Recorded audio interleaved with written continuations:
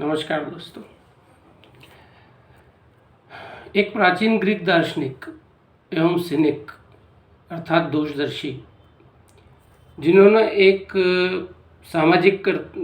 सामाजिकता को नकार दिया था, एक सिरे से या खारिज कर दिया था, उनका नाम डायोजनीस था।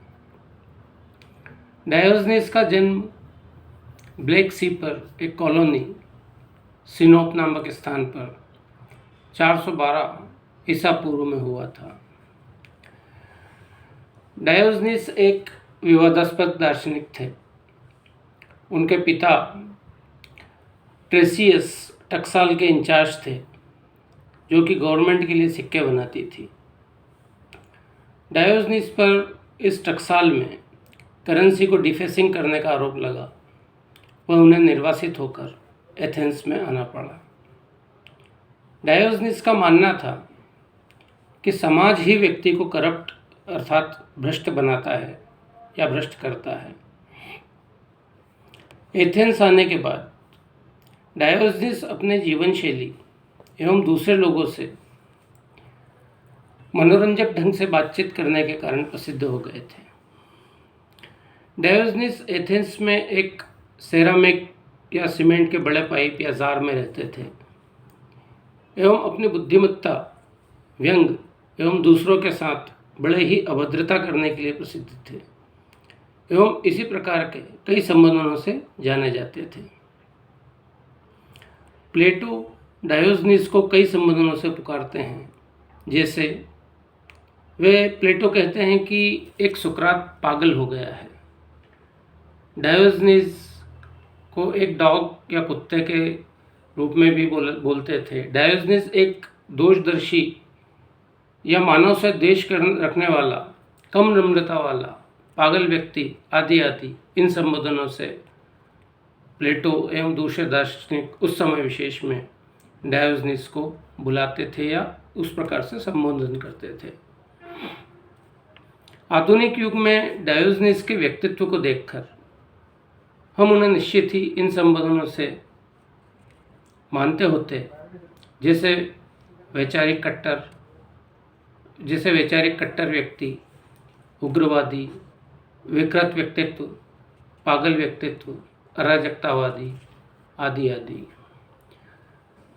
सिनोप से निर्वासित होने के बाद डायोजनीस अपने नौकर, जिसका नाम मेनेस था, के साथ एथेंस पहुँचे एवं वहाँ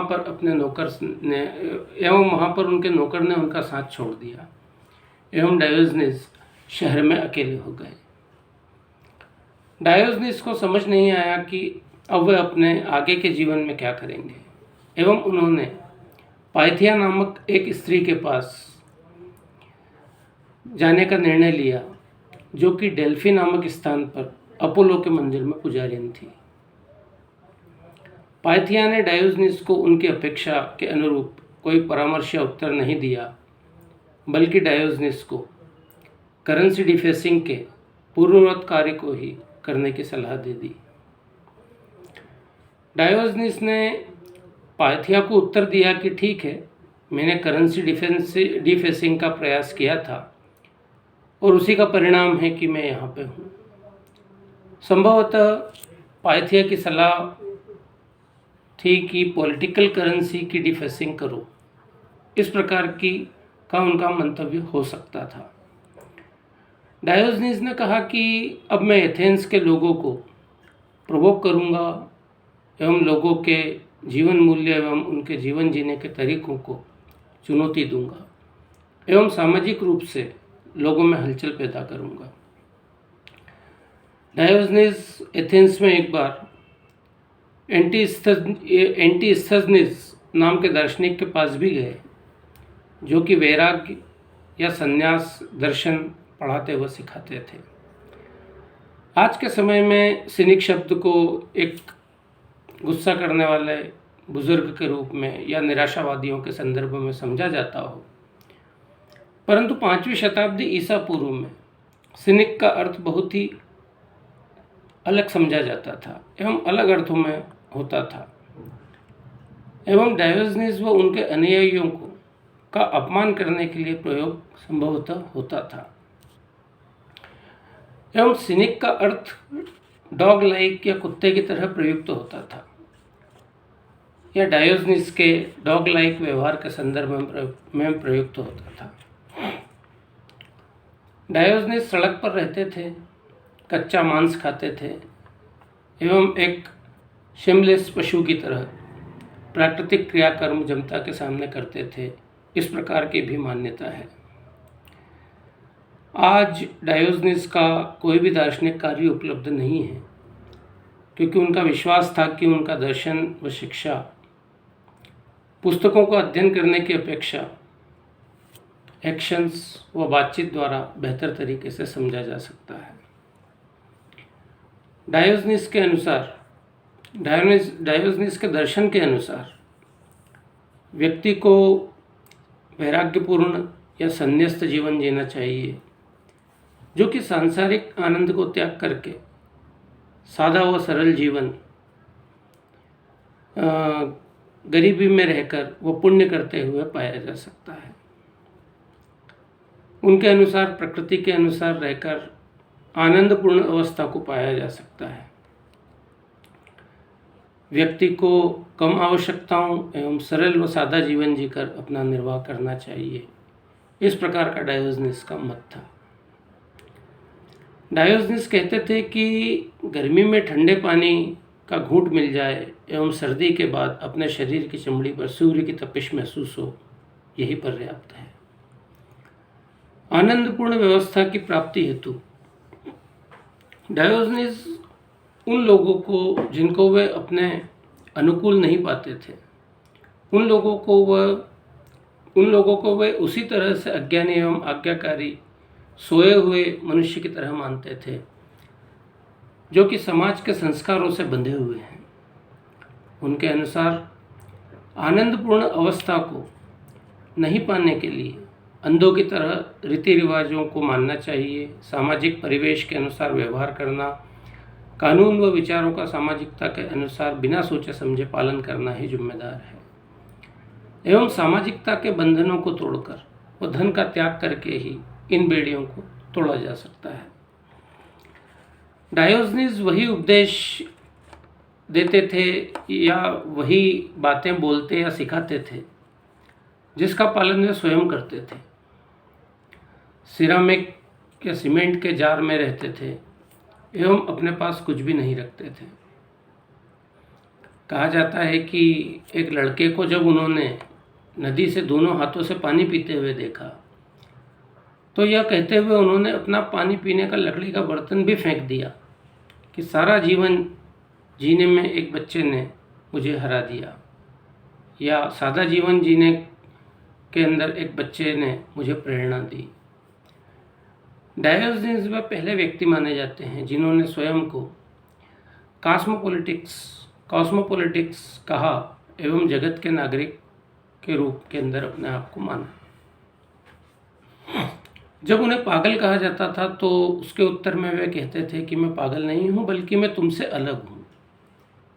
वे अपना समय एथेंसवादियों को चिढ़ाने, बाजार में उपदेश देने, व्यंग करने में एवं लोगों पर व्यंग करने में बिताते थे।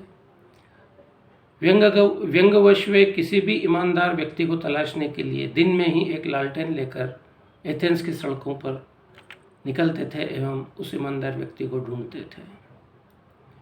अर्थात डायोजनीस का तरीका अपने दार्शनिक विचारों को लोगों तक पहुंचाने का, उनका दार्शनिक तरीका या सिखाने का तरीका बिल्कुल ही अलग था, जो कि सामाजिकता से इतर था। डायोजनीस परंपराओं व प्रचलित मान्यताओं का मजाक व माखौल उड़ाते थे। वे हर उस व्यक्ति पर इसी प्रकार की टिप्पणी करते थे जो कि उनके सामने आ जाता था। डायोजनीस एथेंस के दार्शनिकों का बिल्कुल सम्मान नहीं करते थे। वे उन्हें दोहरे चरित्र व दोहरी बातें बोलने वाला समझते थे। वे प्लेटो के लेक्चर्स को समय की बर्बादी समझते थे। जब प्लेटो ने मनुष्य को पशु या पक्षी अर्थात एनिमल या बर्ड्स के रूप में परिभाषित किया, तो डायोजनीस ने एक पक्षी को पकड़ा एवं लेक्चर रूम में पक्षी को दिखाते हुए कहा कि रुकिए, इस मनुष्य को देखिए। तो ये सब अपने दार्शनिक विचारों को व्यक्त करने के डायोजनीस के अपने तरीके थे। डायोजनीस कहते थे कि उनकी मृत्यु होने पर उन्हें चेहरा उल्टा करके अर्थात नीचा करके दफनाया जाना चाहिए, क्योंकि एथेंस की ताकत इतनी तेजी के साथ बढ़ी थी या बढ़ी है कि दुनिया का जल्द ही पतन होना निश्चित है। साथ ही डायोजनीस की यह भी इच्छा थी कि उनकी मृत्यु के बाद उनके शरीर को शहर के बाहर फेंक दिया जाए ताकि जंगली जानवर उनके शरीर को खा सकें। क्रीट नामक स्थान पर डायोजनीस को एक स्लेव यानी दास या गुलाम की तरह एक व्यक्ति जेनेडिस नाम के व्यक्ति को बेच दिया गया, जो कि कोरिंथ नामक स्थान का रहने वाला था। जेनेडिस डायोजनीस से इतना प्रभावित हुआ कि उसने अपने 2 पुत्रों की शिक्षा के लिए डायोजनीस को शिक्षक के रूप में नियुक्त कर लिया। ऐसा कहा जाता है कि कोरिंथ में ही अलेक्जेंडर द ग्रेट जिनको बोला जाता है अर्थात सिकंदर महान, उन्होंने डायोजनीस की प्रसिद्धि को सुनकर उनसे मिलने का निर्णय लिया एवं उनसे मिलने कोरिंथ के अंदर गए। अलेक्जेंडर ने डायोजनीस को अपनी इच्छा अनुसार कुछ भी मांगने का प्रस्ताव दिया, जिसके उत्तर में डायोजनीस ने अलेक्जेंडर को बहुत ही रोचक उत्तर दिया कि थोड़ा दाएं की ओर हट जाइए, क्योंकि आपकी वजह से सूर्य की रोशनी मुझ तक नहीं पहुंच पा रही है। डायोजनीस की मृत्यु 323 ईसा पूर्व में कोरिंथ में ही हुई एवं असामान्य तरीके से ही उनकी मृत्यु हुई होगी, क्योंकि आखिरकार उनके जीवन में सामान्य कुछ भी नहीं कहा जा सकता है। मृत्यु के कारण बहुत से बताए जाते हैं या बहुत से कारण माने जाते हैं, जैसे डायोजनीस ने स्वयं अपनी मृत्यु तय कर ली थी और इसलिए उन्होंने अपनी सांसें रोक ली। कुछ लोगों के अनुसार उन्होंने कच्चा ऑक्टोपस खा लिया था, जिसकी वजह से उनकी मृत्यु हुई। कुछ लोगों का यह भी विचार है कि उन्हें एक संक्रमित यानी इन्फेक्टेड कुत्ते ने काट लिया था, इस वजह से उनकी मृत्यु हुई। दर्शन के इस अंक में हमने देखा कि ग्रीक दार्शनिकों अर्थात यूनानी दार्शनिकों के अंदर डायोजनीस जो थे उन्हें एक सिनिक के रूप के अंदर बोला जाता था, अर्थात वे सामाजिकता के घोर विरोधी थे। अर्थात हम कह सकते हैं कि सामाजिक नियम, बंधन, परंपराएं जो उस समय विशेष काल के अंदर एथेंस के अंदर पाई जाती थी, उससे वे सरोकार नहीं रखते थे और उनके अपने दार्शनिक विचारों को लोगों को बताने के अपने ही अनूठे तरीके थे। डायोजनीस की मृत्यु के बाद कालांतर में दोषदर्शी या सिनिसिज्म के नाम से भी दर्शन की एक शाखा खुली और इतिहास में हम देखेंगे तो दर्शन शास्त्र के क्षेत्र में चाहे सामाजिकता के दृष्टिकोण से हम कितना भी उनसे असहमत हो सकते हैं, परंतु उनके विचार एक व्यक्ति के जीवन को पूरी तरह से धार्मिक एवं नैतिक बनाने के लिए आवश्यक समझे जाने चाहिए, ऐसा मेरा मत है। तो मित्रों, आज के अंक में हमने डायोजनीस द सिनिक की चर्चा की। आने वाले अंक में हम दूसरे ग्रीक दार्शनिक की चर्चा करेंगे। तब तक के लिए नमस्कार।